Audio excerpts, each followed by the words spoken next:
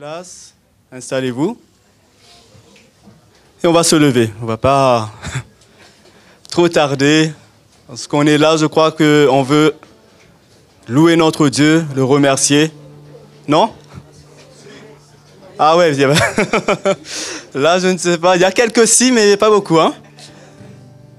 Mais on a de quoi remercier le Seigneur chaque jour. C'est vrai que les choses ne sont pas comme on veut. Et ce ne sera jamais comme on veut. Mais on sait que les choses sont comme le Seigneur le veut pour nous. Quand nous acceptons ce plan, quand on se soumet à sa volonté, nous sommes en sécurité. Et nous n'avons rien à craindre. Peu importe ce qui nous tombe dessus. Mais on peut venir nous confier en notre Dieu, le louer, le bénir, le remercier, malgré toutes circonstances. Donc sans plus tarder, que chacun d'entre nous, qu'on puisse mettre nos cœurs devant le Seigneur. Et qu'on puisse le louer ensemble avec l'équipe qui est là, adorer notre Dieu et le remercier. Seigneur, nous sommes reconnaissants parce que tu nous as fait grâce de nous retirer de ce monde, de nous mettre à part pour toi. Nous n'avons rien fait pour mériter quoi que ce soit. Nous ne sommes pas meilleurs que qui que ce soit. Mais c'est uniquement ta bonté, ta grâce qui s'est manifestée envers nous. Et nous voulons te rendre grâce encore. Nous voulons te louer pour ta bonté, pour tout ce que tu es. Élever ton nom, te remercier. Toi, notre Dieu, le Tout-Puissant, celui qui a tout créé et qui nous a aimés. Seigneur, sois glorifié encore ce matin. Et que ton nom soit élevé, Seigneur, au-dessus de tout. À toi, toute la louange et toute la gloire. Alléluia. Louez Dieu pour sa grandeur, louez son amour, louez dans son sanctuaire, louez pour toujours. Célébrez sa présence, répandue dans nos cœurs. Dansez dans sa présence et lancez vos clameurs. Car du lever du soleil jusqu'à son coucher, non, les bontés du Seigneur ne sont pas épuisées. Elles se renouvellent chaque matin. Les bontés du Seigneur n'ont pas de fin. Car du lever du soleil jusqu'à son coucher, non, les bontés du Seigneur ne sont pas épuisées. Elles se renouvellent chaque matin. Les bontés du Seigneur n'ont pas de fin. Louez Dieu dans son saint lieu, louez dans les cieux, louez sa fidélité, louez à jamais.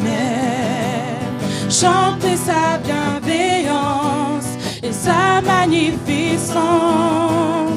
Entrez dans ses parvis avec reconnaissance, car du lever du soleil jusqu'à son coucher, non, les bontés du Seigneur ne sont pas épuisées. Elles se renouvellent chaque matin. Les bontés du Seigneur n'ont pas de fin. Car du lever du soleil jusqu'à son coucher, non, les bontés du Seigneur ne sont pas épuisées. Elles se renouvellent chaque matin. Les bontés du Seigneur n'ont pas de fin. Louez Dieu pour sa grandeur, louez son amour, louez dans son sanctuaire, louez pour toujours. Célébrez sa présence, répandue dans nos cœurs. Dansez dans sa présence, lancez vos clameurs, car du lever du soleil jusqu'à son coucher. Non, les bontés du Seigneur ne sont pas épuisées. Elles se renouvellent chaque matin. Les bontés du Seigneur n'ont pas de fin. Car du lever du soleil jusqu'à son coucher, non, les bontés du Seigneur ne sont pas épuisées. Elles se renouvellent chaque matin. Les bontés du Seigneur n'ont pas de fin. Les bontés du Seigneur n'ont pas de fin. Les bontés du Seigneur n'ont pas de fin.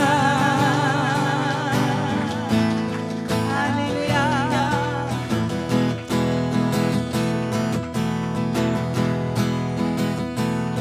Réjouissons-nous en lui, il est le Seigneur. Que tous ceux qui le cherchent exaltent le Seigneur. Réjouissons-nous en lui. Réjouissons-nous en lui, il est le Seigneur. Que tous ceux qui le cherchent exaltent le Seigneur. Rendons grâce au Seigneur, car il est bon. Rendons grâce au Seigneur, car il est bon. Car son amour durera toujours. Heureux ceux qui se confient en lui. Réjouissons-nous en lui. Réjouissons-nous en lui. Il est le Seigneur. Que tous ceux qui le cherchent exaltent le Seigneur. Réjouissons-nous en lui. Réjouissons-nous en lui. Il est le Seigneur. Que tous ceux qui le cherchent exaltent le Seigneur. Rendons grâce au Seigneur, invoquons son nom. Rendons grâce au Seigneur, invoquons son nom. Chantons gloire et louange en glorifiant son saint nom. Réjouissons-nous en lui. Réjouissons-nous en lui. Il est le Seigneur. Que tous ceux qui le cherchent exaltent le Seigneur. Réjouissons-nous en lui. Réjouissons-nous en lui. Il est le Seigneur. Que tous ceux qui le cherchent exaltent le Seigneur. Rendons grâce au Seigneur. Rendons grâce au Seigneur. Que tous ceux qui le cherchent exaltent le Seigneur. Réjouissons-nous en lui. Réjouissons-nous en lui. Il est le Seigneur. Que tous ceux qui le cherchent exaltent le Seigneur. Que tous ceux qui le cherchent, que tous ceux qui le cherchent exaltent le Seigneur. Que tous ceux qui le cherchent, que tous ceux qui le cherchent exaltent le Seigneur. Alléluia. Nous t'exaltons Jésus. Alléluia. Nous t'adorons Seigneur. T'exaltons. Alléluia. Sois élevé Jésus. Alléluia. Hosanna. Hosanna. Hosanna au plus haut des cieux. Hosanna. Hosanna.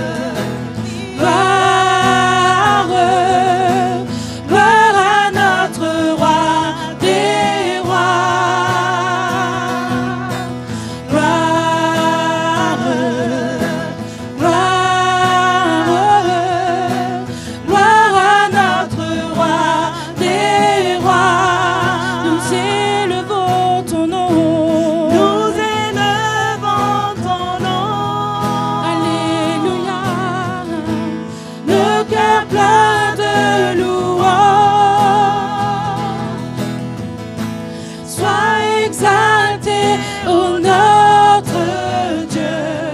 Hosanna au plus haut des cieux. Nous élevons ton nom. Nous élevons ton nom.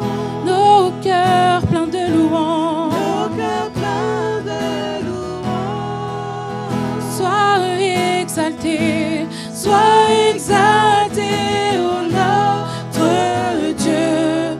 Hosanna au plus haut des cieux. Hosanna, Hosanna au plus haut des cieux. Hosanna, Hosanna au plus haut des cieux.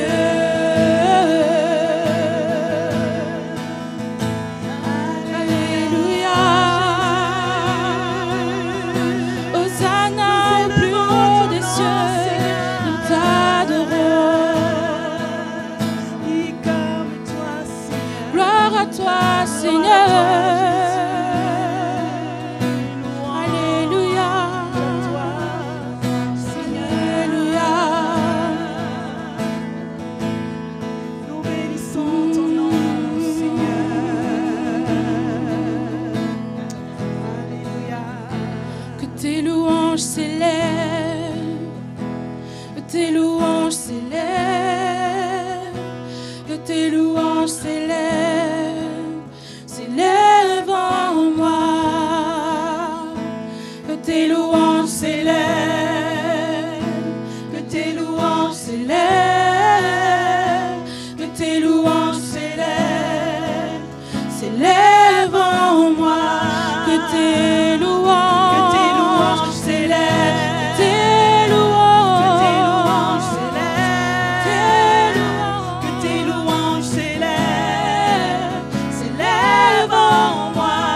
Que tes louanges s'élèvent, que tes louanges s'élèvent, que tes louanges s'élèvent, s'élèvent en moi. que je marche non pas la vue, mais par la foi en ton plan pour moi. En toute circonstance, que la foi s'élève en moi, que je marche non pas la vue, mais par la foi en ton plan pour moi. En toute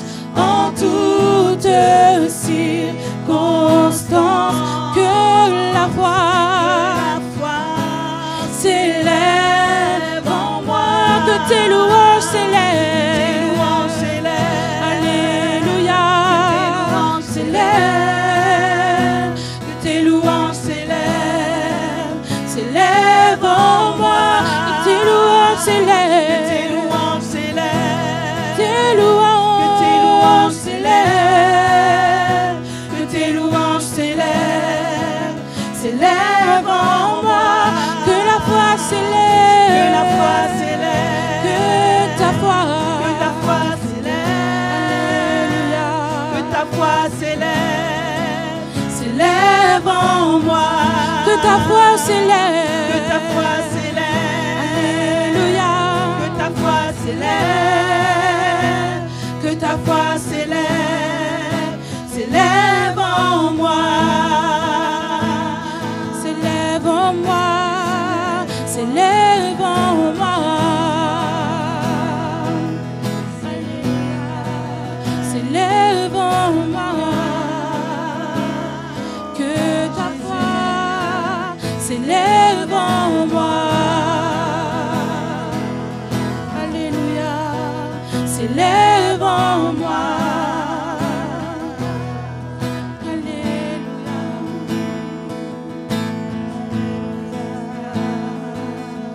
gloire à toi, Jésus. Alléluia, gloire à toi, Jésus. Alléluia. Alléluia, Seigneur, oui, que ta foi s'élève dans nos cœurs, Jésus. Que de plus en plus, Seigneur, nous puissions te laisser tout, te laisser prendre le contrôle de nos vies, Seigneur. Que de plus en plus, nous puissions te faire confiance. Parce que toi, tu as tout accompli. Parce que toi, tu sais toutes choses.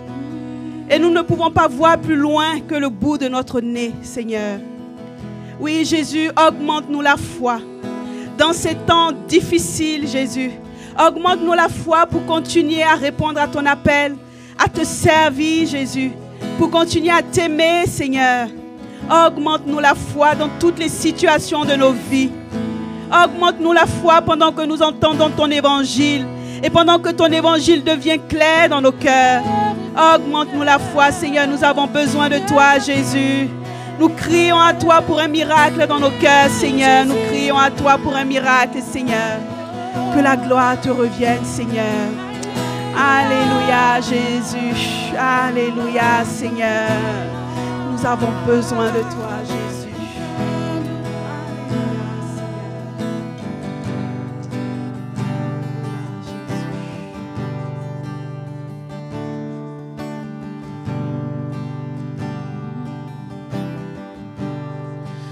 Chanter ton amour, je veux chanter ta bonté, proclamer au monde entier,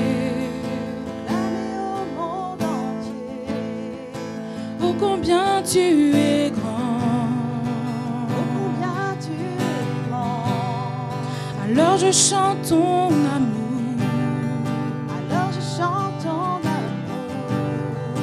Et je chante ta bonté. Je proclame au monde entier.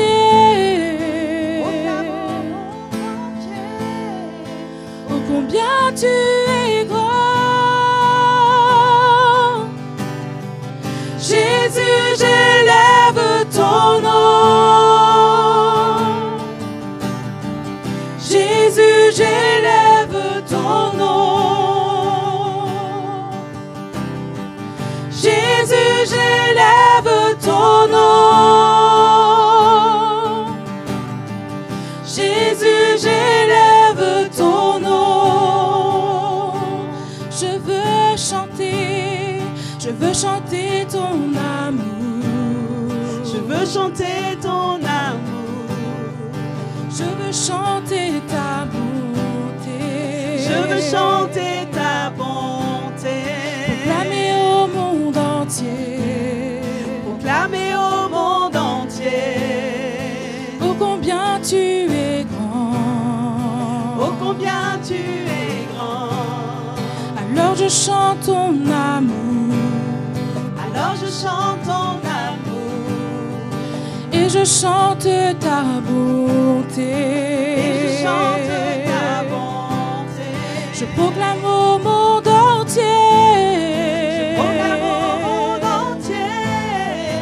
Oh combien tu es grand. Jésus, j'élève ton nom. Jésus, j'élève ton nom. Jésus, Jésus, j'élève ton nom. Jésus, j'élève ton nom. Jésus, Jésus, j'élève ton nom. Jésus, j'élève ton nom. Jésus, Jésus, j'élève ton nom. Jésus, j'élève ton nom. Je veux chanter ton amour. Je veux chanter ton amour. Je veux chanter ta bonté. Je veux chanter ta bonté. Proclamer au monde entier. Proclamer au monde entier.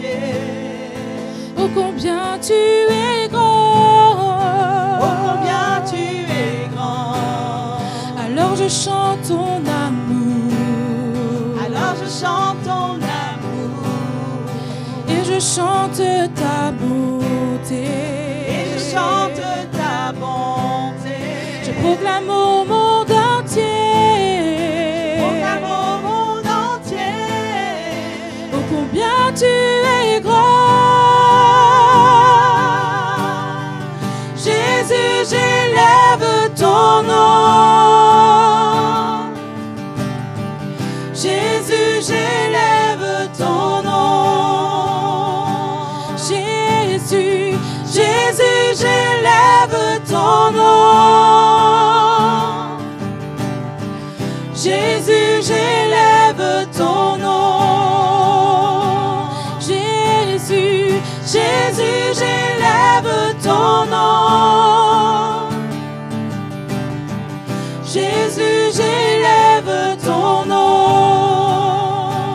Jésus, Jésus, j'élève ton nom.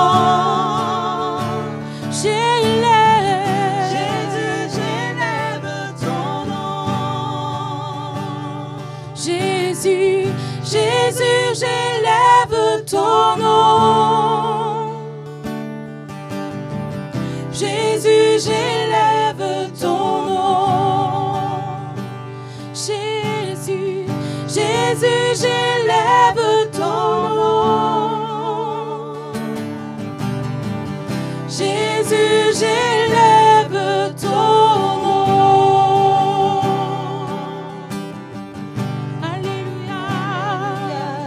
J'élève ton nom, Jésus. De tout nos cœurs, nous t'adorons. Oui, Seigneur.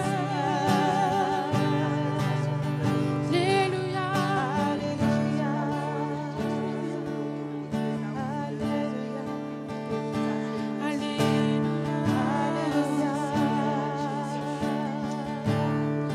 Nous t'adorons, Seigneur.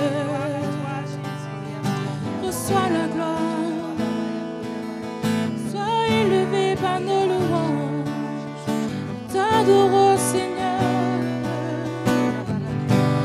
Alléluia.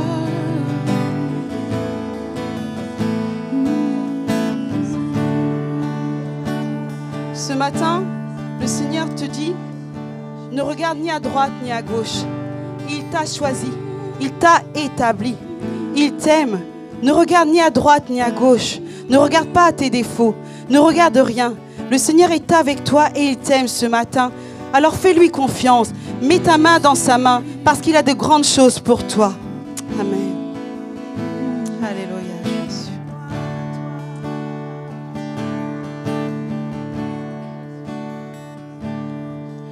À celui qui nous aime, qui nous a délivrés de nos péchés.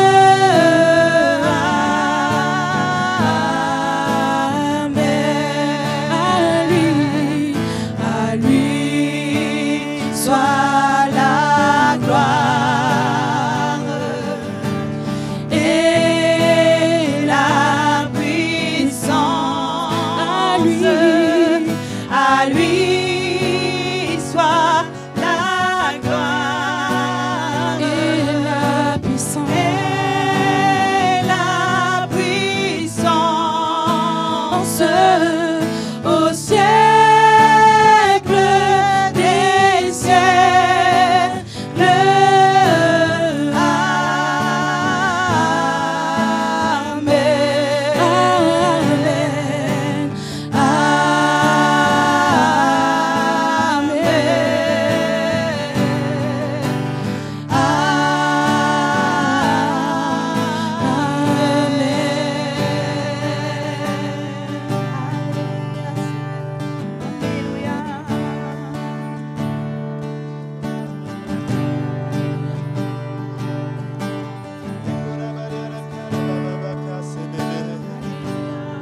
Alléluia, nous t'adorons Seigneur, nous t'adorons Jésus, tu es celui qui nous aime Seigneur, Alléluia. Je crois que ce matin le Seigneur fait ressentir son cœur à des personnes qui ne connaissaient pas son amour, qui n'ont jamais ressenti cela auparavant. C'est parce que Jésus t'appelle aujourd'hui. Il t'appelle à le connaître, à entrer dans son plan, à connaître sa vie, sa famille et son amour davantage pour toi. Tu as souffert dans ce monde, tu as connu des choses terribles.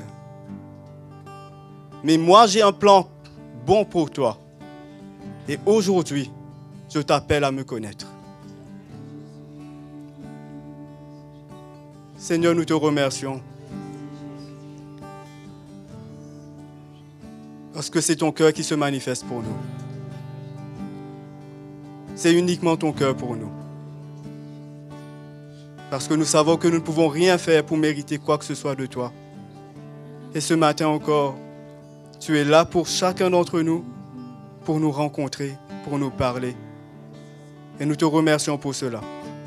Et nous ne voulons pas endurcir nos cœurs dans ta présence, mais ouvrir nos cœurs largement pour accueillir ce que tu veux nous dire, même si c'est difficile à accepter.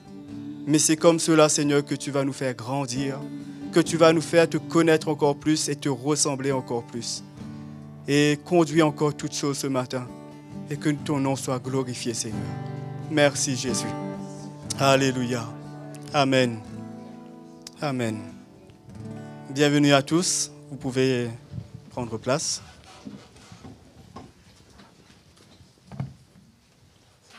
Merci.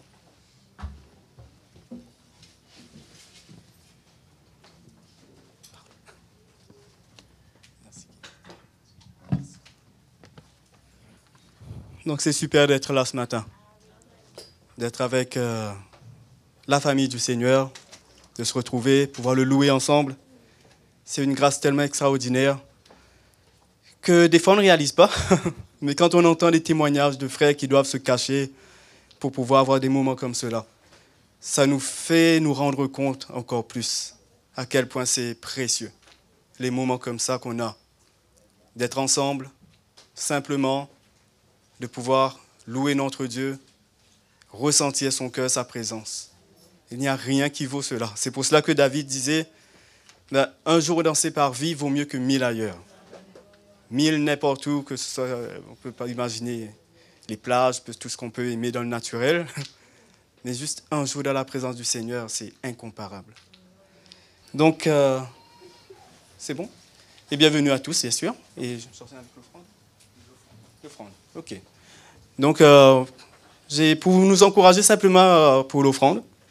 Bon, ce matin, je lisais un peu Ruth, le livre de Ruth. Qui connaît? C'est l'Ancien Nouveau Testament, ça. C'est l'Ancien. Ok, Ruth, c'est au temps des juges, avant qu'il y ait les rois.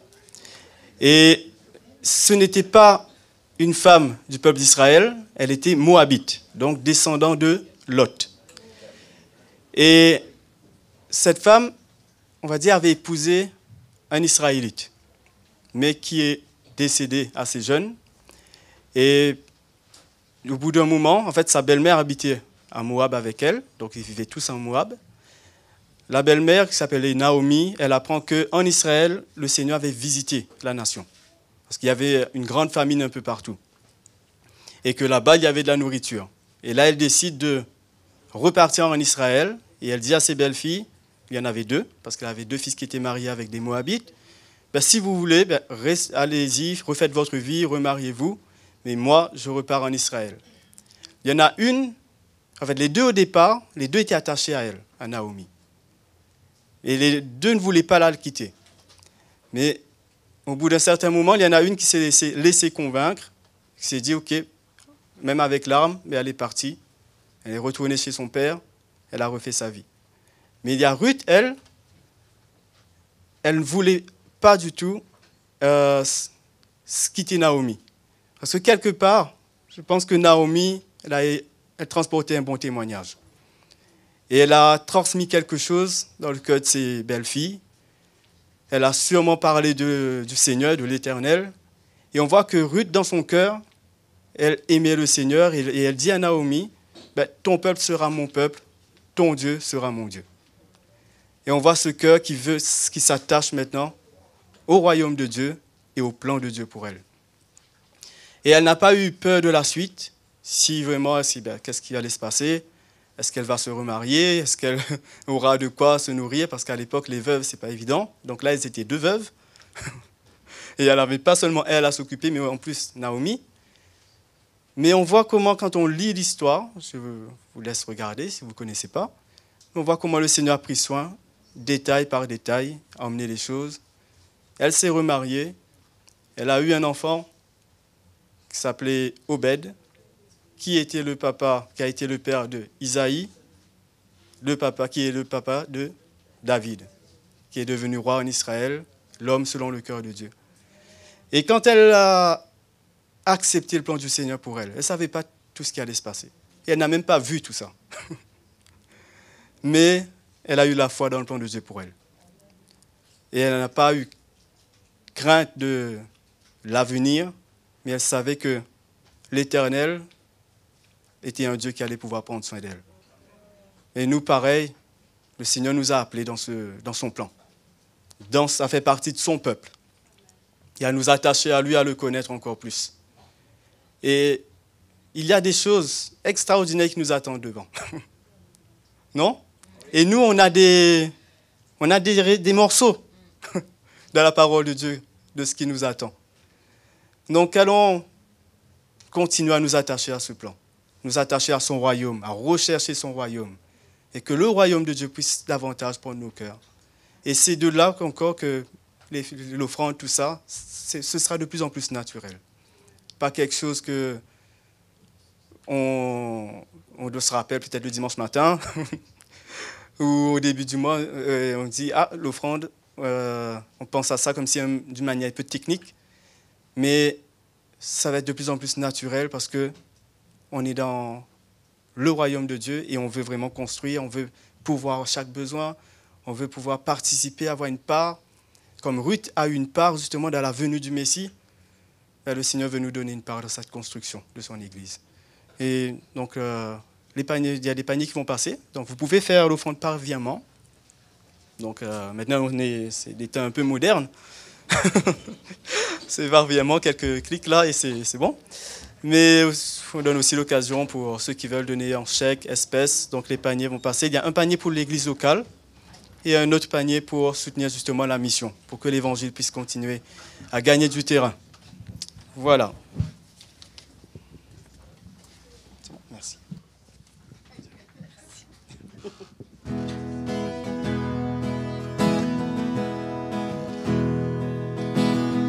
Je viens devant toi, Seigneur. Aujourd'hui, je ne désire qu'une seule chose, te dire merci. Te dire merci pour ce que tu m'as donné, pour tous les bienfaits que je ne vois pas, te dire merci, te dire merci.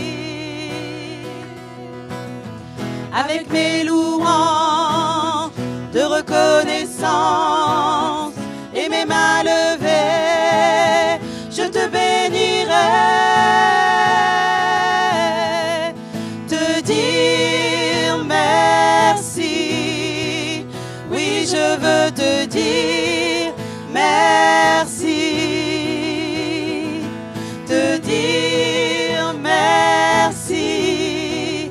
Oui, je veux te dire merci, merci Seigneur. Merci Seigneur.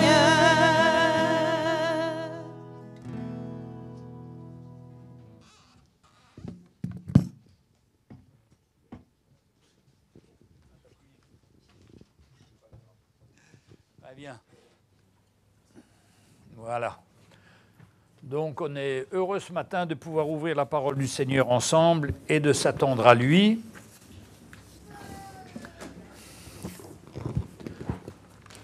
Donc on va lire dans l'Évangile de Luc, chapitre 12, versets 17 à 26. Évangile de Luc. Luc.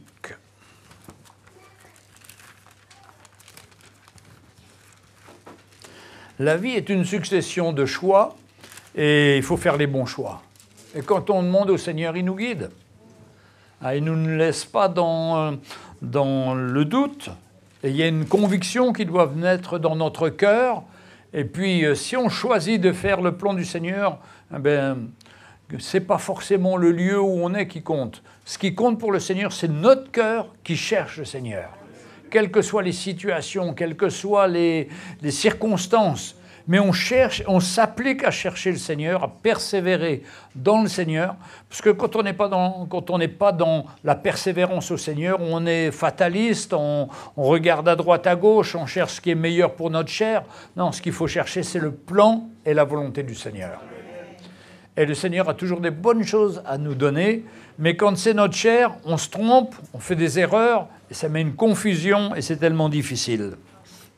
Là, on va lire l'histoire d'un homme dans l'Évangile de Luc, chapitre 12, et versets 19 à 24. Ouais, voilà. 19, et là 17 pas. Bon, on va lire même au verset 16. « Les terres d'un homme riche avaient beaucoup rapporté, et il raisonnait en lui-même, disant, « Que ferai-je ? Car je n'ai pas de place pour entrer ma récolte. Voici, dit-il, ce que je ferai. J'abattrai mes greniers, j'en bâtirai de plus grands, j'en amasserai pour toute ma récolte et tous mes biens. Et je dirai à mon âme, tu as beaucoup de biens en réserve pour plusieurs années. Repose-toi, mange, bois et réjouis-toi. » Mais Dieu lui dit, « Insensé, cette nuit même ton âme te sera redemandée. Et ce que tu as préparé, pour qui serait-ce ? Il en est ainsi de celui qui amasse des trésors pour lui-même et qui n'est pas riche pour Dieu. » Frères et sœurs, nous sommes appelés à être riches pour Dieu et ne pas être comme cet homme.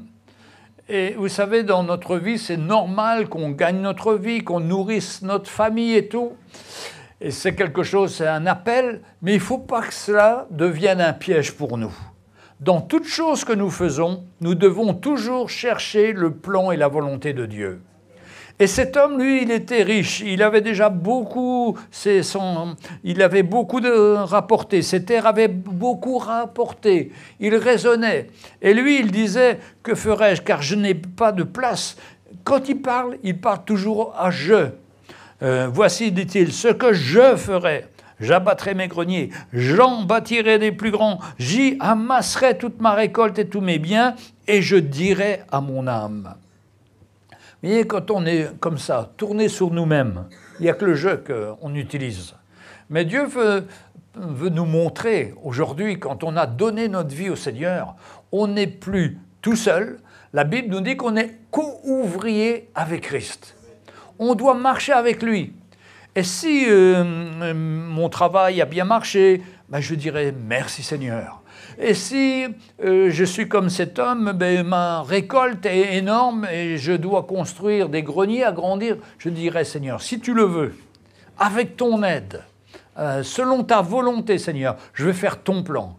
Et puis si tu me dis de partir, eh ben je partirai et puis je laisserai tout ça. Parce qu'un jour, tu peux me redemander mon âme, et ce n'est pas moi qui vais en jouir, nous dit la parole de Dieu. On travaille beaucoup, mais c'est quelqu'un d'autre. Souvent, ça m'est arrivé de me promener dans le 8e arrondissement ou le 16e. Je vois des gars de 20 ans avec des Ferrari et tout. Alors, s'ils ne sont pas trafiquants des choses interdites, ils sont souvent des fils à papa, dont le papa a travaillé toute sa vie. Et puis le papa, son âme était enlevée, il est mort. Et les enfants, ils ont vendu l'héritage pour acheter des voitures qui, au bout de 4-5 ans, sont en ruine, sont rouillées, ne fonctionnent plus. Je peux vous dire ça, j'ai eu ça par expérience. Quand j'avais 30 ans à peu près, c'était la sortie d'une voiture Peugeot 608 au Palais des Congrès. Je travaillais au Palais des Congrès et j'avais été voir lors d'un moment libre cette voiture. Et je me disais, mais jamais je pourrais me payer cette voiture-là.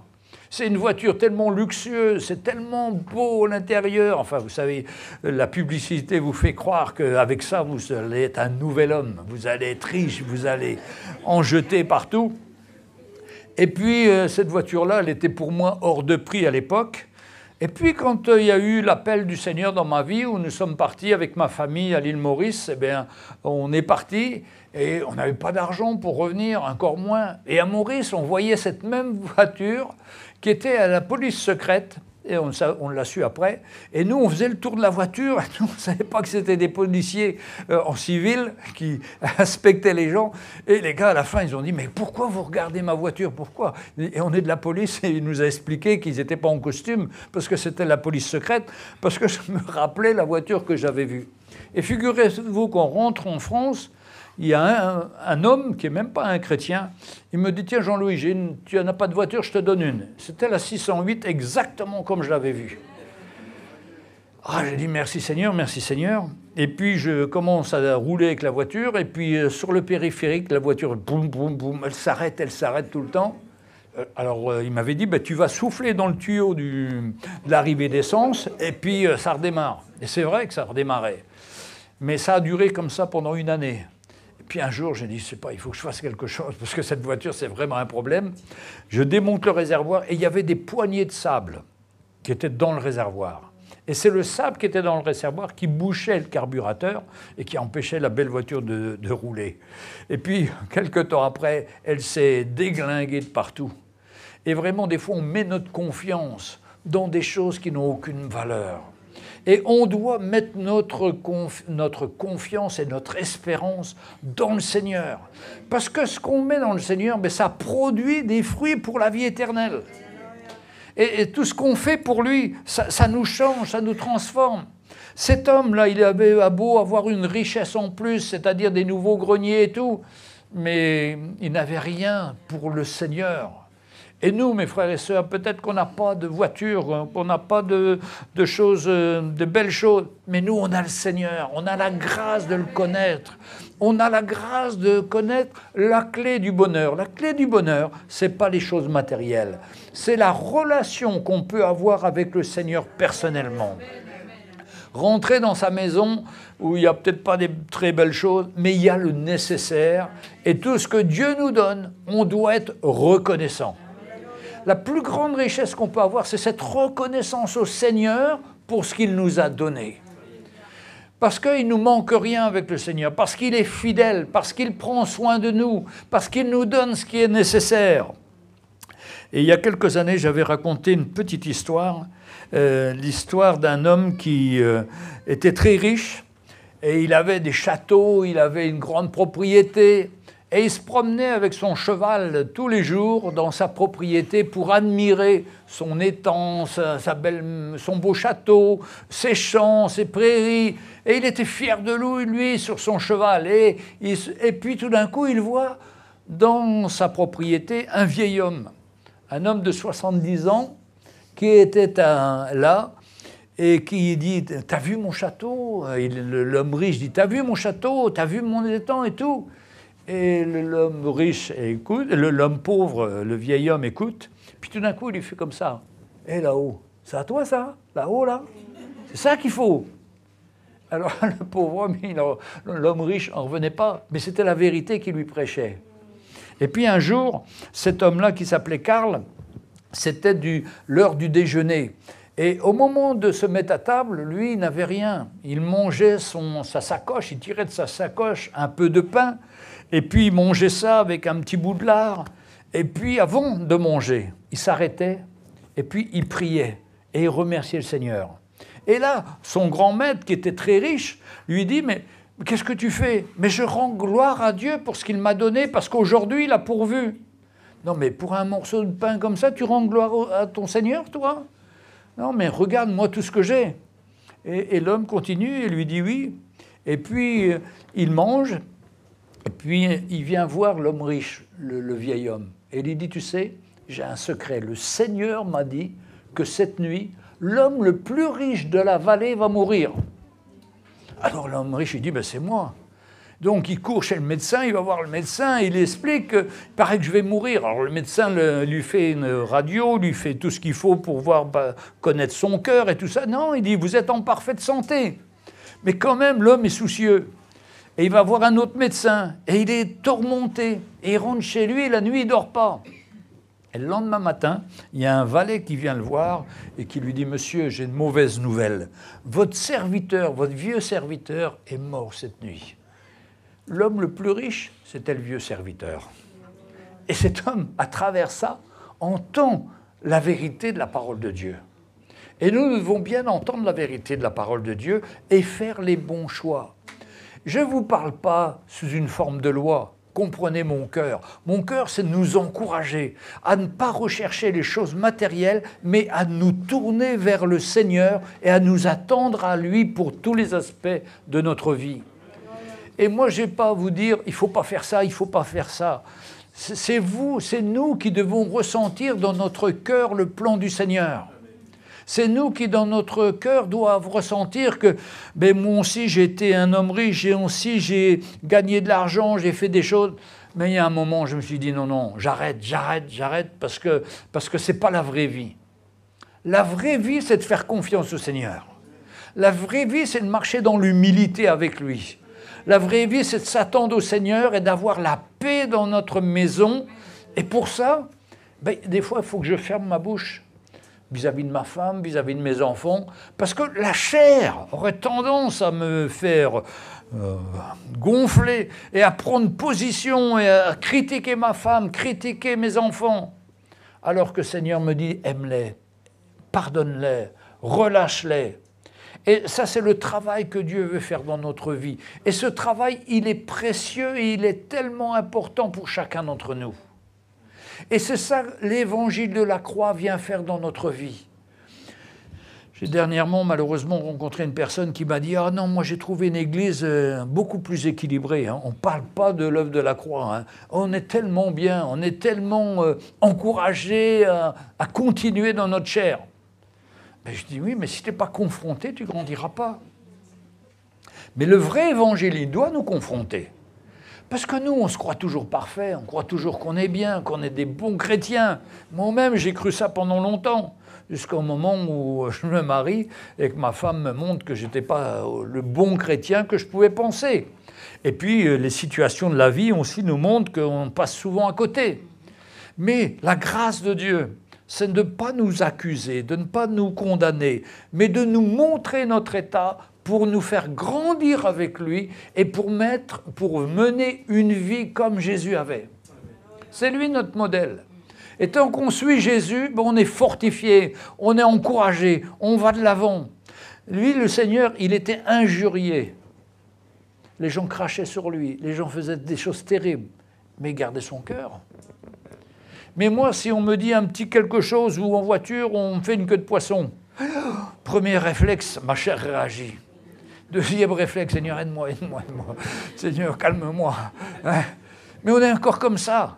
Mais au fur et à mesure du temps, on arrive à avoir la victoire. Parce que quand on a raté, on a raté, on demande pardon au Seigneur. Le but, c'est qu'on ne soit plus offensable, c'est qu'on ne soit plus irritable. Et il y a eu du travail, des frères et sœurs. Même en moi, c'est pas fini, ça. Moi aussi, je me bats tous les jours contre ça. Parce que ma chair est toujours vivante. Elle est quand même moins vivante qu'au début du mariage avec ma femme et au début de ma vie chrétienne. On a des victoires. C'est des petites victoires. Mais petites victoires après petites victoires font des grandes victoires. Et aujourd'hui, on ne vit plus comme on vivait avant. Parce qu'on était chrétien, on s'était donné au Seigneur, alors on croyait que tout était là, tout était fait, mais on n'était qu'au commencement de notre vie chrétienne. Au fur et à mesure qu'on avance, le Seigneur nous montre notre état et nous demande de crier à lui, de s'attendre à lui et de pouvoir vraiment le mettre lui en premier. C'est pourquoi on a des choix tous les jours. On n'est pas arrivé. Et quand je vois que l'apôtre Paul n'était pas arrivé, et pourtant il est sorti de très haut, ou dans une grande persécution, où il persécutait les chrétiens, il était terrible, et puis Dieu l'a fait tomber par terre, sur le chemin de Damas. Il se révèle à lui.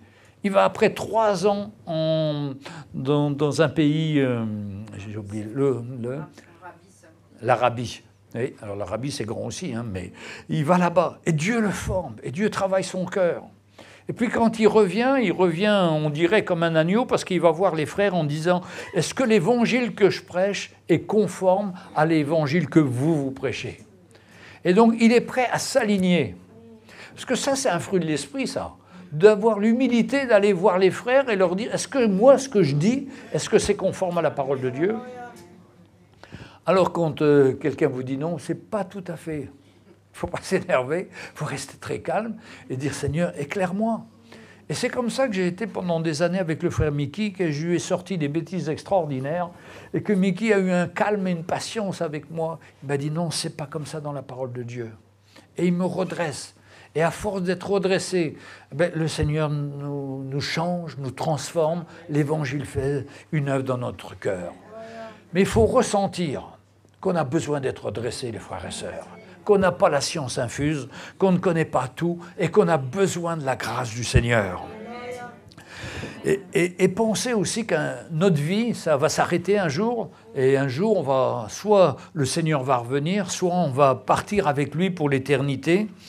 Mais comme a dit pour cet homme qui avait cette grande moisson et qui a dû construire ses greniers, qui voulait construire ses greniers, mais Dieu lui dit « Insensé, cette nuit même, ton âme te sera redemandée. » Et un chrétien doit être toujours prêt à savoir que Jésus vient le chercher.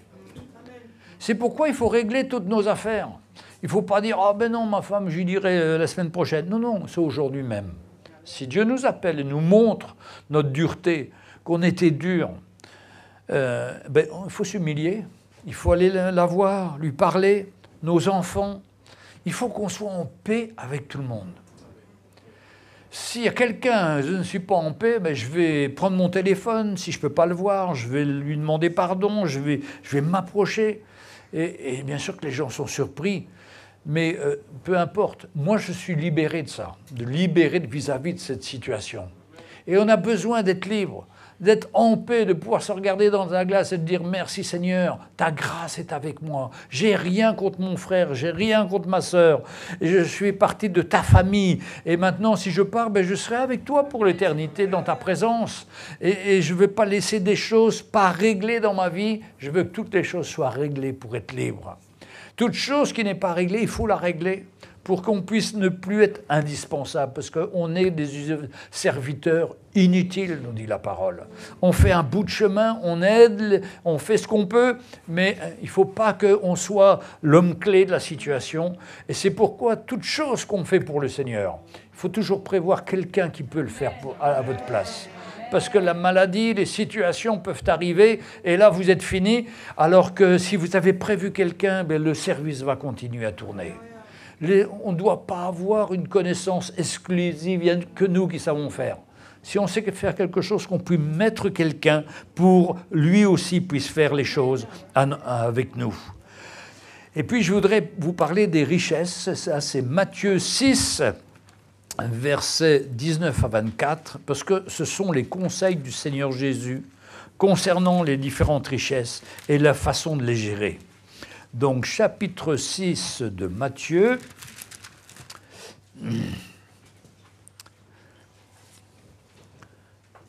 Et ça répond bien au problème qu'avait cet homme qui voulait amasser des trésors sur la terre. Alors, Matthieu 6, verset 19. Un trésor dans le ciel. Ne vous amassez pas des trésors sur la terre, où la teigne et la rouille détruisent, où les voleurs percent et dérobent. Déjà que la teigne et la rouille détruisent. Vous auriez vu ma belle voiture, elle était rouillée de partout, elle était finie, les morceaux tombaient, on ouvrait la vitre, elle tombait en bas. Enfin, tout était catastrophe. Et c'est vrai que tout ce qu'on voit beau aujourd'hui, eh bien, un jour, ça ne vaudra plus rien. Dernièrement, j'étais chez ma maman qui a 95 ans, elle me dit toujours « Prends ce que tu veux dans la maison ». J'ose pas lui dire « Mais maman, il n'y a plus rien de bon dans la maison. Ça fait 50 ans qu'il y a les mêmes choses et les choses sont finies. » Et l'autre fois, mes enfants viennent à la maison et je leur dis « Bon, peut-être, si vous voulez prendre des choses dans la maison, il y a des choses qui vous intéressent ?»« Non, papa. » Ben oui, ça a déjà 30 ou 40 ans déjà. Mais nous, on trouve que c'est bien, nous. On aime bien, c'est nos affaires. Mais c'est comme ça, la vie. La rouille, et puis la mode, et puis je ne sais pas quoi, on a trouvé toujours quelque chose de meilleur. Pour ça que la Bible nous dit « Ne vous amassez pas des trésors sur la terre ». C'est-à-dire, n'empilez pas les choses pour avoir des choses. Il y a des choses utiles et il y a tellement de choses inutiles. Pour ça qu'on a organisé des brocantes à Chaville. On a demandé aux frères et sœurs, si vous avez des choses inutiles, eh bien, amenez-les. Et il y a des frères qui ont amené, des sœurs qui ont amené des cadres, des objets. Et puis il y a un frère qui voit qu'on vend un poêle à charbon qu'il avait donné lui-même, 50 €. Oh, le voilà parti en colère. Il dit, mais mon poêle, moi, je l'ai payé 400 €. Donc, il a racheté son poêle 50 € à l'église. Mais vous savez, notre vieille nature, elle ressort des fois. Elle ressort sous des formes les plus particulières. On ne se rend même pas compte. Si on avait dit ça au frère, tu vas racheter le poêle que tu as acheté. Il dit, ben non, je l'ai donné. Non, mais tu ne l'as pas vraiment donné. Il était encore dans ton cœur, là. Tu voulais le garder, tu étais fier de ton truc. Eh bien non, il a racheté. Bon, depuis, il n'en a pas pu le temps de s'en servir. Après, il est parti avec le Seigneur lui aussi. Mais ne vous amassez pas des trésors sur la terre, où la teigne et la rouille détruisent. C'est difficile dans un monde actuel où il y a tellement de publicité. Pour ça que moi, je ne regarde pas la télévision et je m'en porte encore mieux. Parce qu'ils vous créent des besoins que vous n'avez pas. Ils veulent vous vendre le dernier truc qui paraît, mais en vous promettant que c'est le truc parfait. Mais c'est jamais parfait. Ça a toujours plein de défauts. Et puis ça vous prend votre argent. Et puis ça ne vous apporte rien.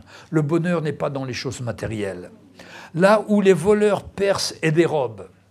Ma brave maman de 95 ans, elle était visitée par des faux policiers qui sont venus chez elle et qui a dit « il y a un cambriolage dans la maison à côté et vous pourriez regarder vos valeurs si vous avez de l'argent. Est-ce que vous avez un coffre ?» Eh bien, on va aller voir votre coffre avec vous.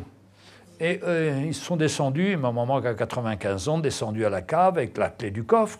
Et puis ils ont dit à maman, vous pouvez aller chercher du vinaigre parce qu'on voudrait prendre les empreintes digitales. Maman est remontée. Pendant ce temps-là, ils ont ouvert le coffre, ils ont tout volé. Et puis ils sont repartis, puis ils ont fait croire, mais vous avez été volé, madame. Mais c'était eux, en réalité, les voleurs. Après, ils ont demandé où étaient ces bijoux, et les a conduits dans les bijoux, ils ont raflé tous les bijoux. Mais ma maman, elle a eu un choc terrible, parce que les voleurs lui ont dit, surtout, vous attendez 4 heures avant de téléphoner à quelqu'un de votre famille pour signaler votre vol, qu'on puisse faire notre enquête.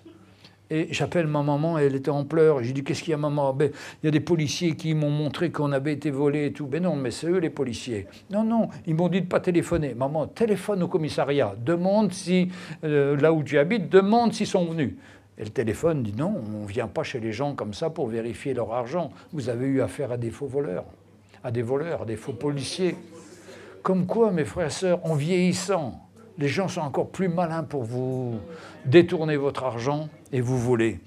Hein, les voleurs qui viennent et qui percent et dérobent. En ce temps-là, les maisons étaient en torchis ou avec de la terre, et c'était facile de faire un trou dans la maison. Et ils volaient tout ce qu'il y avait. Mais il dit, amassez-vous des trésors dans le ciel, où la teigne et la rouille ne détruisent point, et où le voleur ne perce ni ne dérobe. Alléluia, mes frères et sœurs. Qu'on puisse ne pas amasser ces choses, qu'on puisse de plus en plus se donner pleinement au Seigneur. Et qu'est-ce que sont ces richesses selon Dieu? C'est des richesses vis-à-vis de nos frères et sœurs, ou même des gens du dehors, en leur présentant la chose la plus importante qu'on ait dans notre vie, le Seigneur Jésus. Et ça, quand on présente l'Évangile à des gens qui ne connaissent pas, le Seigneur nous aide par son Saint-Esprit, et ça nous fortifie, ça nous encourage, ça nous renouvelle, et on est béni parce qu'on a annoncé l'Évangile. Et on a proposé à celui qui était loin du Seigneur encore de saisir la main du Seigneur et de venir à lui. Et c'est là être riche pour le Seigneur. On a quelque chose à leur apporter à tous ces gens qui sont loin du Seigneur. Est-ce qu'on va garder ce trésor pour nous? Ce serait trop dommage. Nous sommes appelés au contraire à le partager, à témoigner de la grâce du Seigneur, à laisser le Seigneur s'exprimer en nous. Enfin, c'est nous qui, notre cœur, qui parle du Seigneur et qui touche la vie des gens. Et pour ça, il n'y a pas besoin d'être pasteur.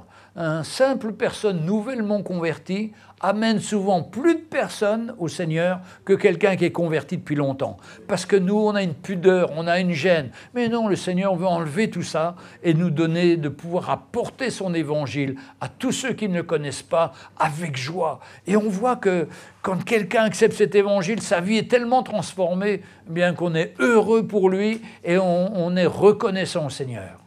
Être riche pour Dieu, c'est ça, c'est de pouvoir partager la vie du Seigneur que l'on a reçue pour pouvoir le donner à d'autres.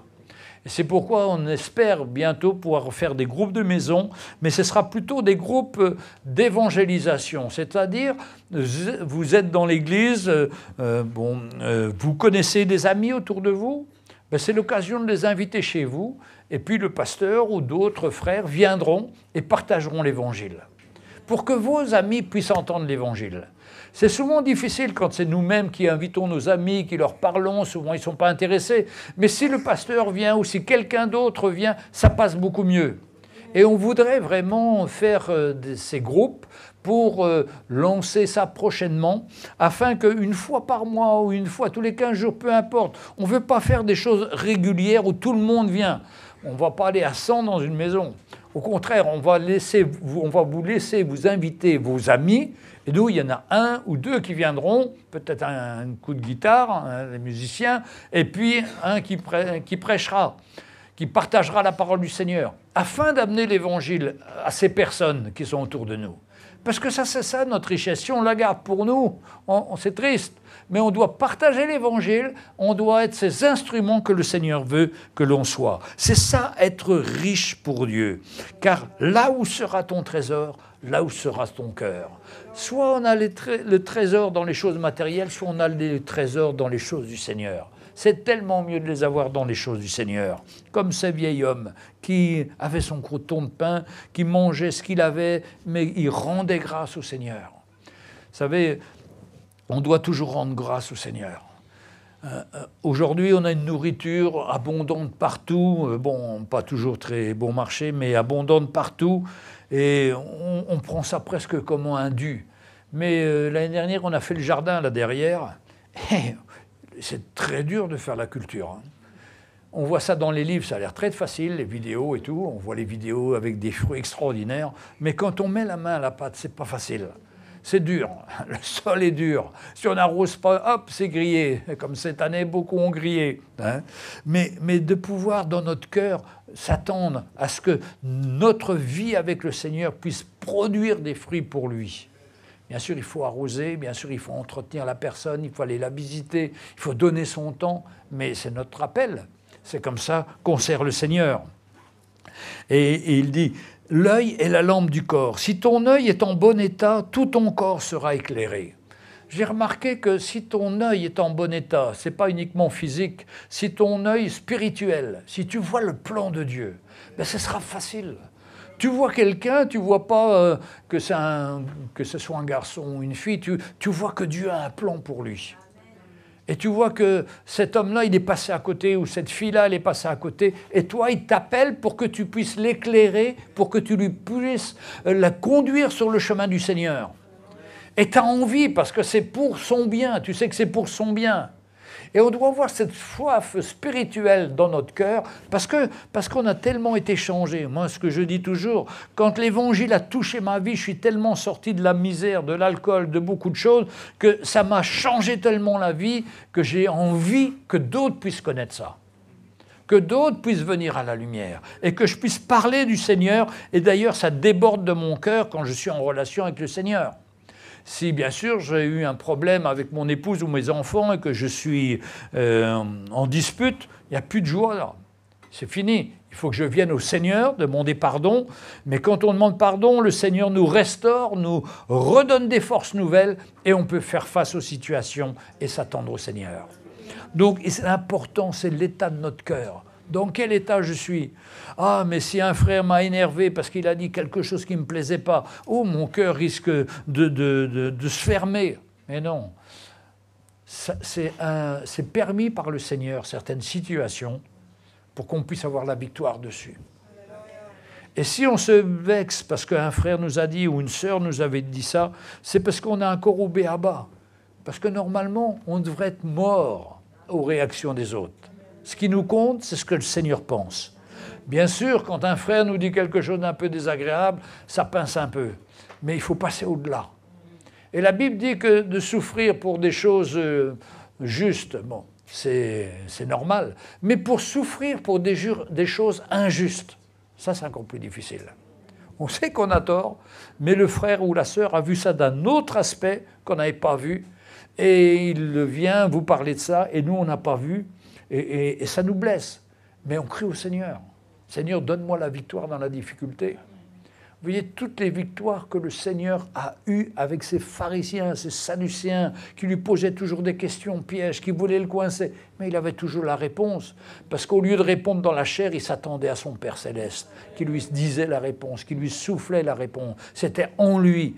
Et quand le Seigneur est fort en nous, eh bien on a la réponse du Seigneur qui vient tout de suite. On a un verset, on a une chose, où on comprend, ben tiens, le Seigneur est en train de se servir de cet homme païen pour me persécuter, pour voir comment je réagis. Seigneur, donne-moi de réagir dans l'esprit et de pouvoir lui répondre, mais une parole qui l'encourage et pas une parole qui va le détruire, mais une parole comme toi tu sais faire. Comme Jésus lors de cette femme adultère, qui dit « Ceux qui n'ont jamais péché lui lancent la première pierre ». Et là, tous les hommes sont pris et ils s'en vont depuis le plus vieux jusqu'au plus jeune. Ça, parler comme Jésus, quelle clé extraordinaire.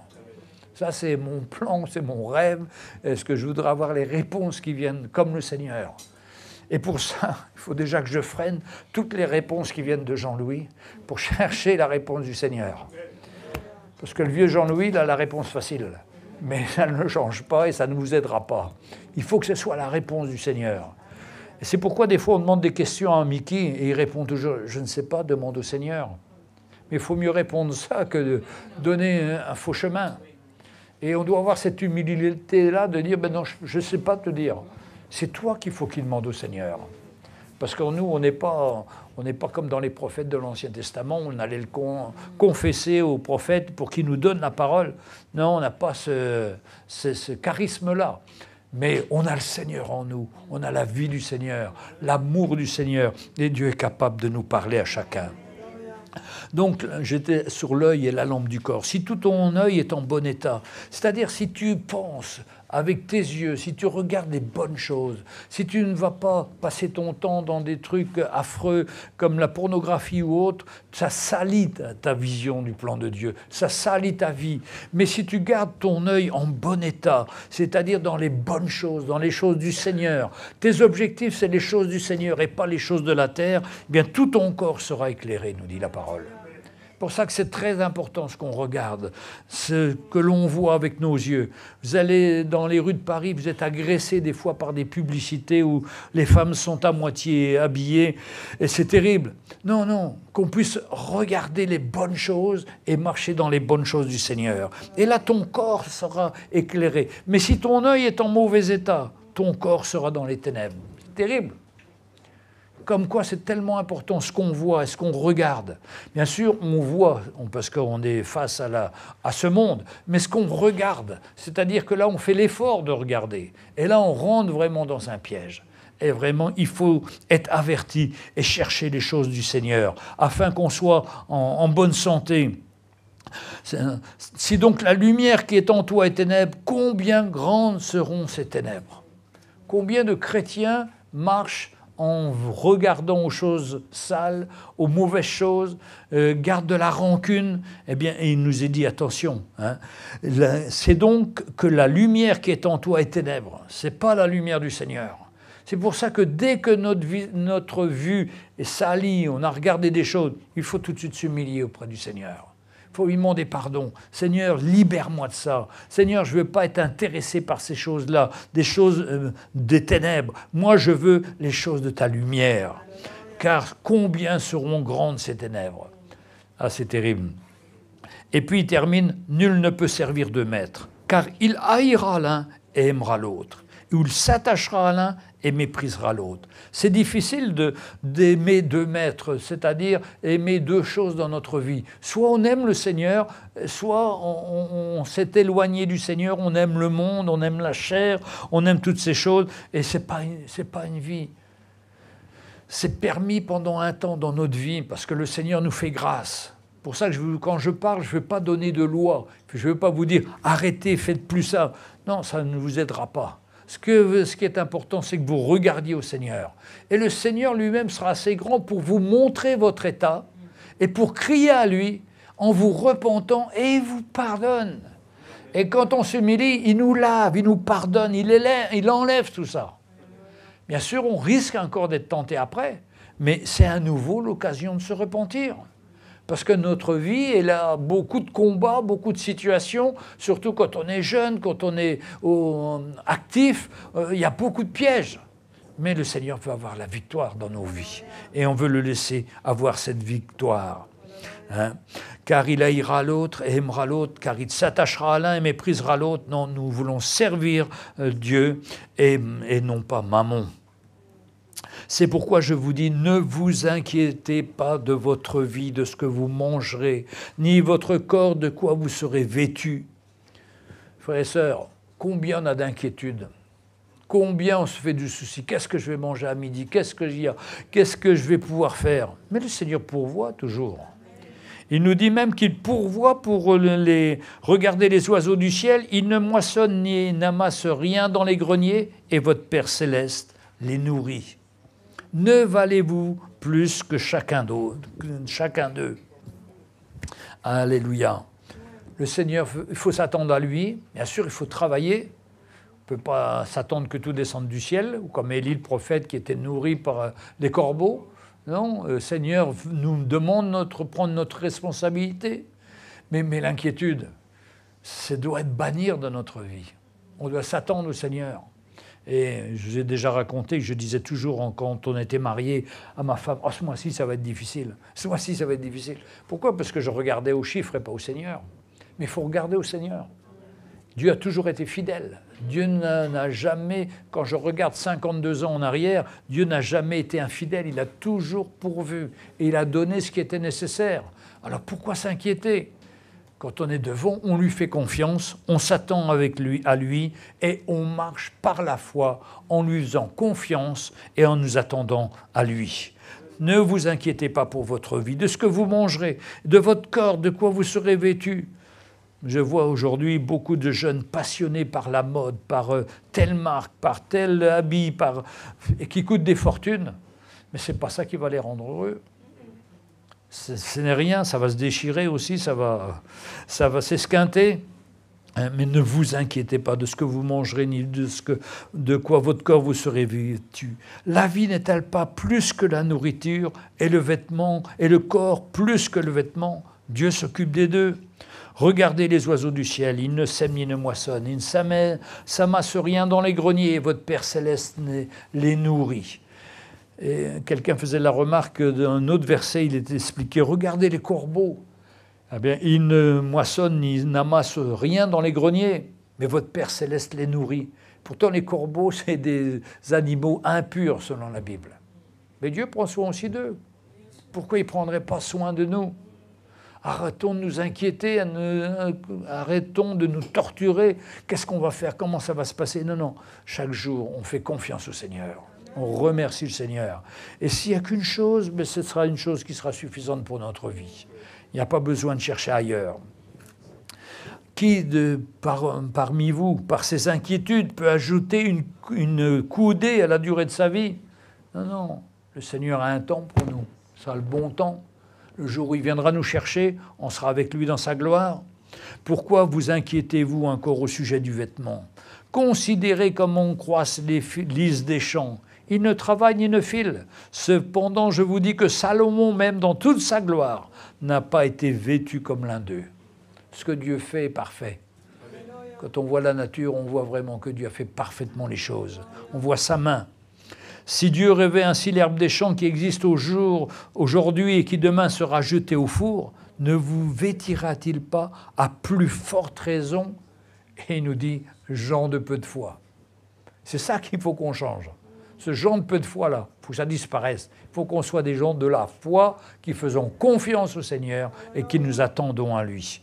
Il faut douter de nos doutes et croire à la parole de Dieu. Douter de nos doutes, ça c'est une bonne chose à faire. Et croire à la parole de Dieu.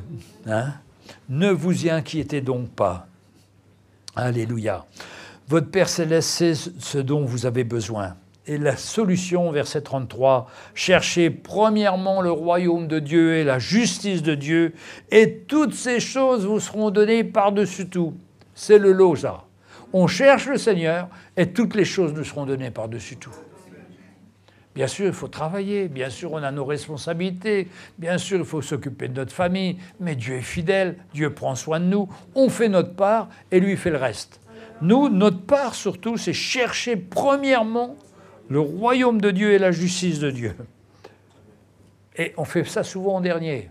Quand on n'a pas, ben Seigneur, on n'a pas ce qu'il faut et tout. Mais si on avait cherché le Seigneur le premier, on n'aurait peut-être pas été faire des dépenses inconsidérées ou des choses à la mode qui valent une fortune, mais on ne serait contenté des choses simples que le Seigneur nous donne. Ne vous inquiétez pas du lendemain, car le lendemain aura soin de lui-même. À chaque jour suffit sa peine. C'est-à-dire, ne vous inquiétez pas pour le mois prochain, pour la fin du mois, pour même demain. Dieu pourvoira, parce qu'il nous aime et qu'il veut nous donner sa vie, son cœur, son esprit. Et quand on a le Seigneur dans notre vie, cette richesse, on reçoit tout gratuitement par sa grâce. Et on voit sa grâce, on voit sa main, on voit combien il est fidèle pour chacun d'entre nous et il n'oublie personne. Amen. Alléluia, on veut s'attendre au Seigneur ce matin et lui faire confiance et être reconnaissant pour tout ce qu'il nous donne et vivre dans la paix. Les frères et sœurs, si on a du trouble parmi nous, je le répète, si on a du trouble en nous, c'est le moment de parler au Seigneur, c'est le moment de dire au Seigneur, libère-moi de ça Seigneur. Je ne veux pas être esclave de ma chair, je ne vais pas être esclave de mes peurs, parce que la peur, c'est le contraire de la foi. La peur, c'est ce qui nous paralyse, c'est ce qui nous rend... on n'est pas sûr de nous, on est inquiet. Non, non, toutes ces peurs, on les met de côté, on les abandonne au Seigneur, et on dit, Seigneur, mets la foi dans mon cœur, afin que je puisse me confier en toi, et que je puisse m'attendre à toi. On va se lever, on va prier le Seigneur. Alléluia. Alléluia. Tiens, mets ça sur ma chaise. Alléluia. Seigneur, merci pour ta parole. Merci, Seigneur, parce qu'elle nous encourage à nous confier en toi, à te mettre en premier. Cherchez d'abord le royaume de Dieu et toutes les choses vous seront données par-dessus tout. Seigneur, on ne fait pas souvent la première chose comme ça. On attend toujours et c'est quand ça ne va pas qu'on crie à toi. Seigneur, apprends-nous à mettre les choses dans l'ordre dans notre vie, à chercher, Seigneur, ton royaume, à chercher ta volonté, à nous attendre à toi, Seigneur, et à nous laisser conduire par toi. Merci, Seigneur Jésus. Amen. Alléluia. Alléluia. En grâce d'un cœur Reconnaissant. en grâce à celui qui est saint. Rends grâce, car il a donné Jésus. Oui, il y a le bébé, ouais. Son fils. Après la Sainte Seine ou... Oui, peut-être après la Sainte Seine. Ouais. Et après, on fera l'onction d'huile pour Françoise aussi. Hein? Pour Françoise, elle a demandé l'onction d'huile. On fera après. Rends grâce, car il a donné Jésus-Christ, son Fils. Alors que le faible dise, je suis fort, que le pauvre dise, je suis riche, de ce que le Seigneur a fait pour moi. Alors que le faible dise, je suis fort, que le pauvre dise, je suis riche, de ce que le Seigneur a fait pour moi.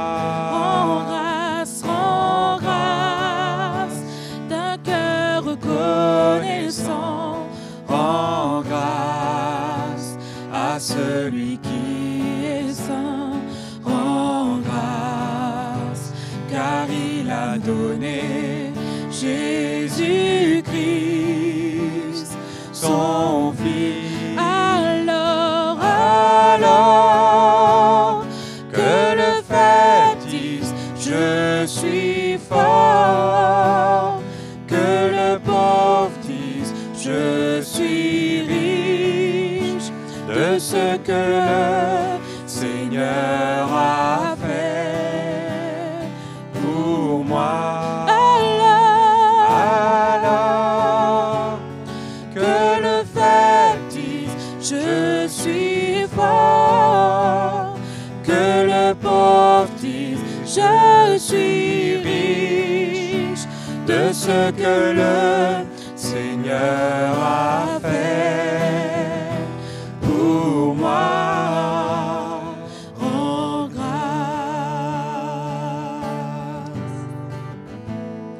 rends grâce,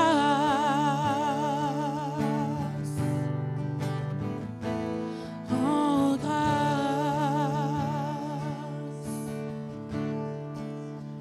Merci Seigneur. Nous bénissons ton nom. Nous sommes tellement reconnaissants pour cette parole qui vient pour nous montrer notre cœur, pour nous montrer notre état.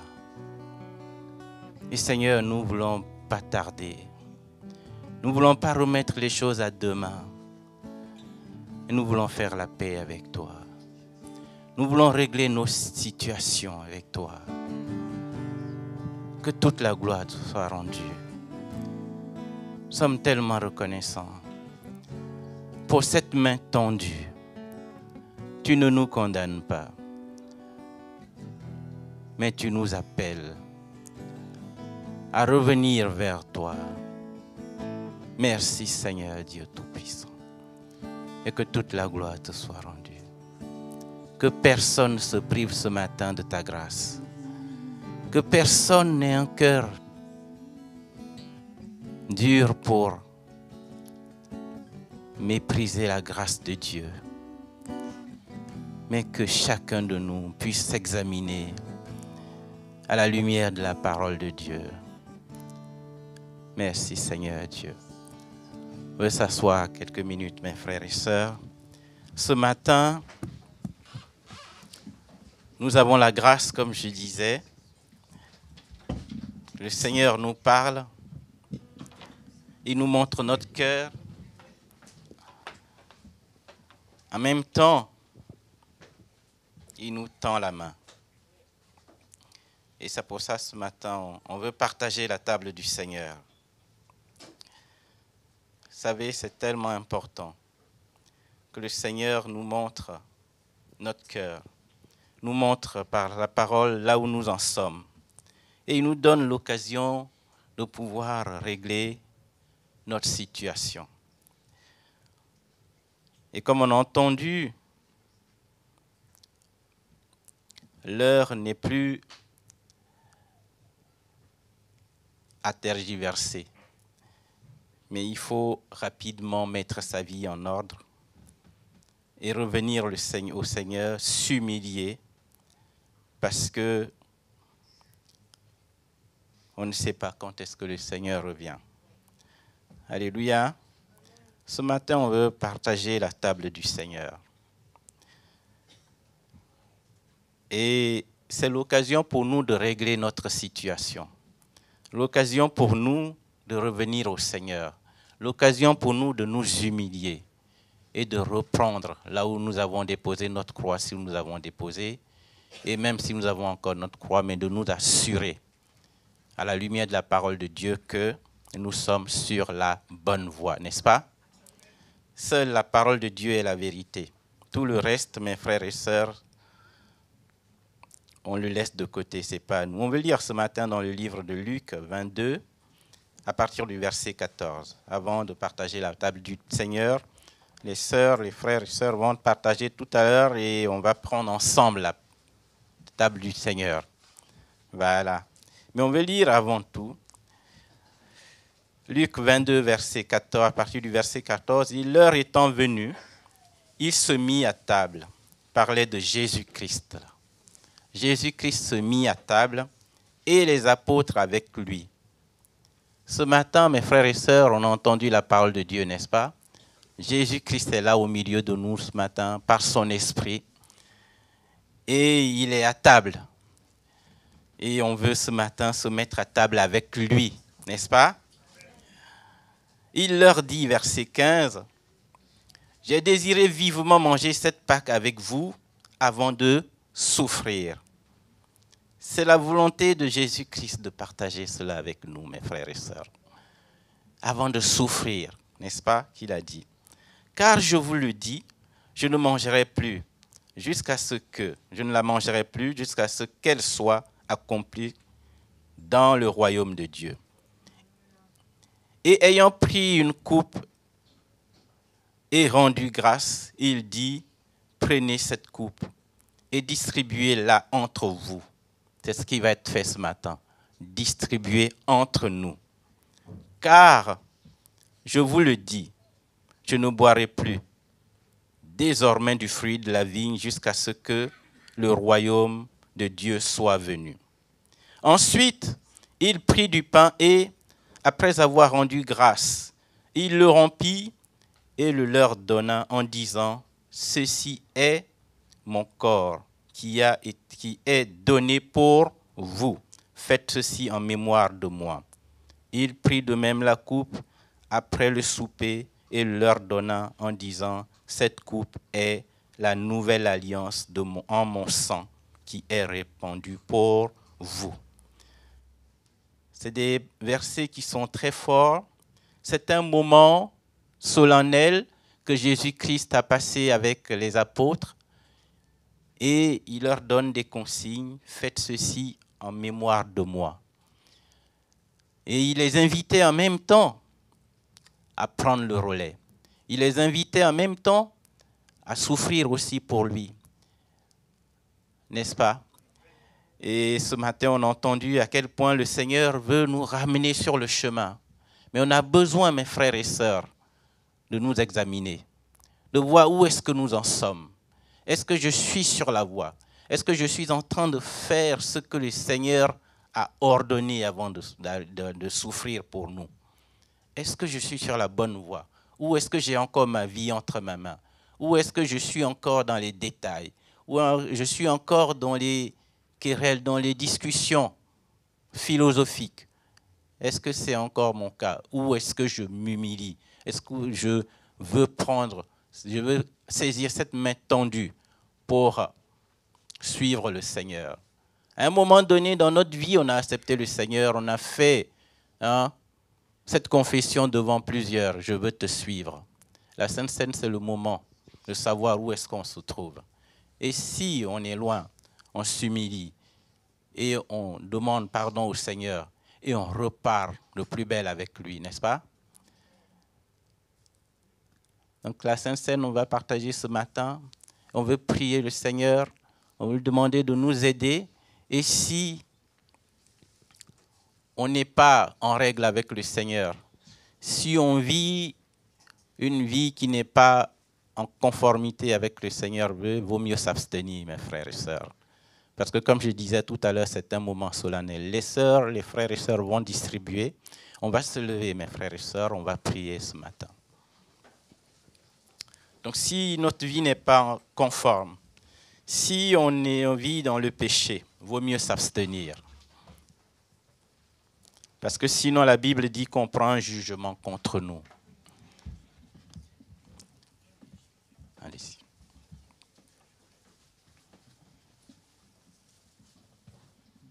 Merci. Donc ils vont distribuer et on va prendre le repas du Seigneur ce matin. Mais c'est un moment où on veut régler notre situation.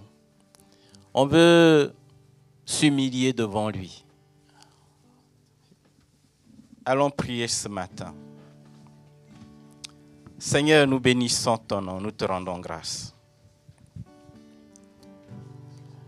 Nous venons devant toi en toute humilité, avec crainte et tremblement dans notre cœur. Et nous voulons partager ce moment, Seigneur, avec toi. Nous voulons nous examiner. Montre-nous notre cœur. Montre où nous en sommes. Et si nous avons déposé notre croix quelque part, Seigneur, montre-nous, Père. Et si nous avons quelque chose contre un frère, une sœur, montre-nous aussi. Nous voulons te servir. Nous voulons, Seigneur, revenir dans le droit chemin. Nous voulons nous humilier, nous voulons, oui Seigneur, te laisser conduire notre vie. Nous ne voulons pas prendre les choses en main nous-mêmes, mais te faire confiance. Merci ce matin, que toute la gloire te soit rendue. Que cette coupe qui représente la nouvelle alliance en ton sang, qui est répandue, qu'elle puisse ce matin nous amener dans un état où on dit Seigneur, aide-moi. Aide-moi parce que je me suis éloigné. Aide-moi à revenir. Aide-moi à considérer tes voies. Merci Jésus. Que toute la gloire te soit rendue. Si les frères et sœurs ont fini, on va prendre ensemble.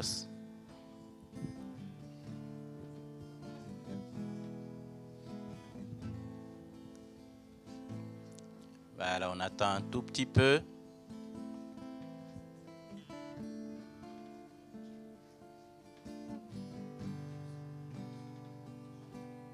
C'est bon pour tout le monde.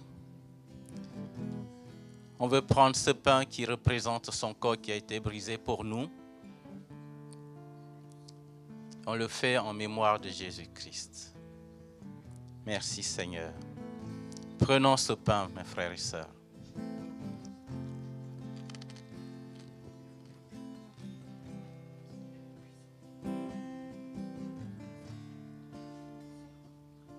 Et cette coupe qui représente son sang versé. Allons prendre cette coupe, mes frères et sœurs.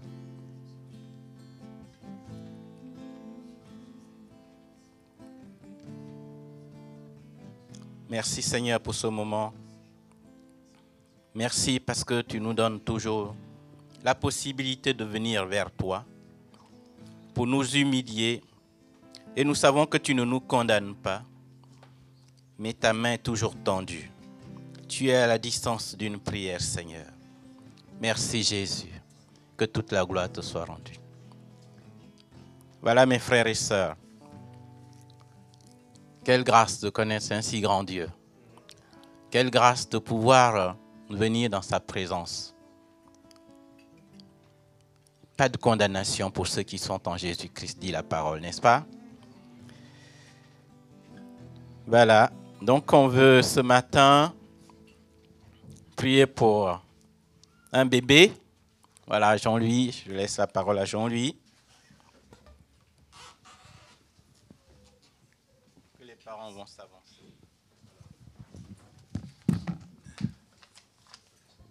Voilà, on va demander à Jean-Marc et Victoire Neft d'apporter leur bébé ou s'ils doivent aller le chercher. Non, il est là.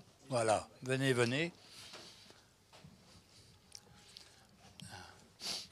Voilà, le Seigneur nous invite, on va se lever et on va présenter ce bébé qui s'appelle Abdiel. C'est ça, Abdiel, au Seigneur. Hein, donc, alors je vous présente déjà Jean-Marie, le papa. Hein, Jean-Marc et Victoire. Ça, c'est un nom prédestiné, Victoire. Hein, donc, que le Seigneur les bénisse. Seigneur, nous te prions pour ce petit garçon, Seigneur. Mets ta bonne main sur lui, Seigneur. Déjà, tu le connais quand il était dans le sein de sa maman.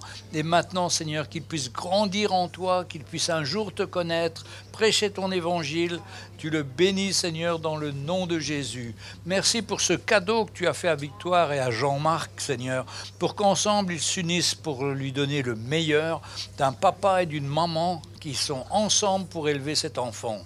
Bénis-les, conduis-les, Seigneur, dans ton chemin. Donne-leur la patience, donne-leur l'amour, donne-leur surtout de s'appuyer sur toi et tu vas les fortifier, tu vas les équiper.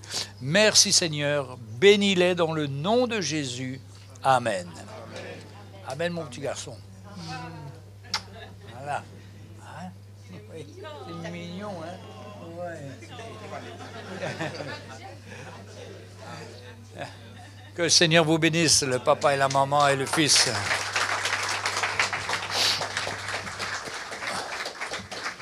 On veut prier aussi pour notre sœur Françoise au clos. Donc,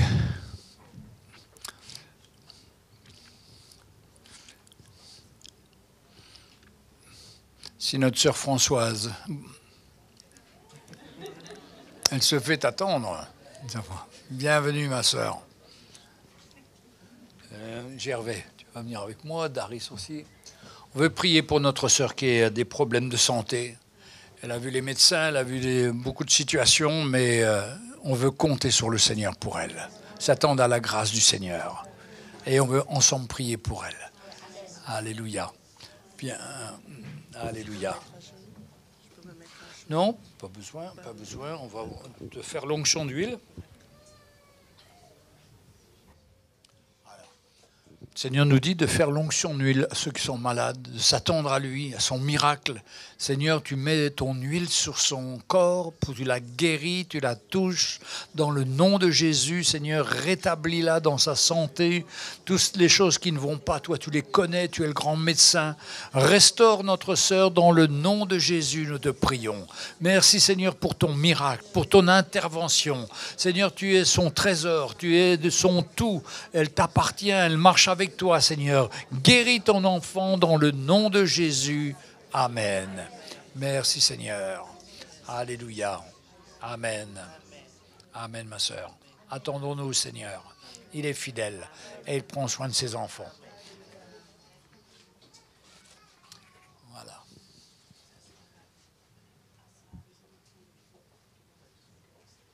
D'accord. Très bien. Si quelqu'un veut donner son cœur au Seigneur ce matin, on veut donner l'occasion à cette personne ou à ces personnes de s'approcher et prier avec eux. Parce qu'il n'y a rien de plus important que de faire cette démarche avec le Seigneur, de donner son cœur au Seigneur, parce que ça change notre vie. Et donc, on veut s'attendre et prier avec vous, ou Abraham, ou qui a besoin. Voilà, c'est Abraham, voilà. Voilà Abraham, vous ne le connaissez pas, mais c'est un bon petit garçon, il aime Jésus. Alléluia, on va prier pour toi, Abraham. Le Seigneur nous dit que pour entrer dans son royaume, il faut être comme un enfant. Et l'enfant est capable de comprendre et recevoir le Seigneur dans son cœur. Et si parmi nous, il y a des grands qui n'ont pas donné leur cœur au Seigneur, ben, qui s'approchent, on va prier aussi pour eux, comme on va prier pour Abraham. Hein? Qui veut s'approcher? Voilà, une petite jeune fille, une petite fille, viens. Allez, les enfants, mais c'est bien, c'est bien. Jésus aime les enfants. Ah, encore un quatrième, voilà.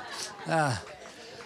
Mais parmi les grands, ils vont être timides, les grands, ils ne vont pas oser s'approcher. Allez, ah ben voilà. Alléluia. Ah ben là, on pourrait presque faire une équipe de foot, là. Mais on veut faire une équipe pour le Seigneur. Hein? Alléluia. Vous allez répéter derrière moi. Seigneur Jésus, je t'aime et je veux te connaître encore plus. C'est pourquoi je te demande pardon pour mes péchés. Toutes les choses mauvaises que j'ai faites. Seigneur, pardonne-moi. Seigneur, je te demande pardon de tout mon cœur. Seigneur, je sais que sur la croix, tu es mort pour moi, pour payer à cause de mes péchés. Alors je te demande pardon, Seigneur. Et je t'invite à venir dans ma vie, Seigneur, à changer ma vie. Et que toutes les fois que je vais crier après toi, je vais te demander, Seigneur, de venir m'aider, de me secourir. Merci, Seigneur Jésus, parce que je suis ton enfant. Conduis-moi, Seigneur, dans tes plans et dans ta volonté pour ma vie. Merci, Seigneur Jésus. Amen. Alléluia. Ouais, bravo les enfants. Bravo. Bravo Abraham. T'aimes Jésus. Eh bien. Allez, à votre place. Vous pouvez reprendre vos rangs. Et puis on va louer le Seigneur parce que quand il y a de la joie quand il y a quelqu'un qui se donne au Seigneur. Et là, toute cette équipe d'enfants.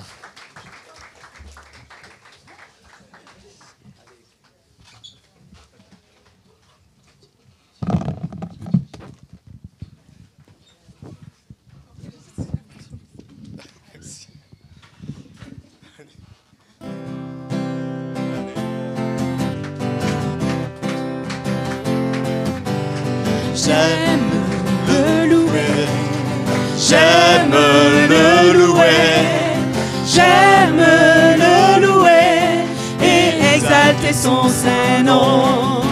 J'aime le louer, j'aime le louer, j'aime le louer et exalter son saint nom. Chantons Alléluia, chantons Alléluia, chantons Alléluia. Jésus-Christ est Seigneur, nous l'exaltons très haut. J'aime le louer, j'aime le louer, j'aime le louer, j'aime le louer et exalter son saint nom. J'aime le louer, j'aime le louer, j'aime le louer et exalter son saint nom. Chantons Alléluia, chantons Alléluia, chantons Alléluia. Jésus-Christ est Seigneur, nous l'exaltons très haut. Chantons, chantons Alléluia, chantons Alléluia, chantons Alléluia. Jésus-Christ est Seigneur, nous l'exaltons très haut.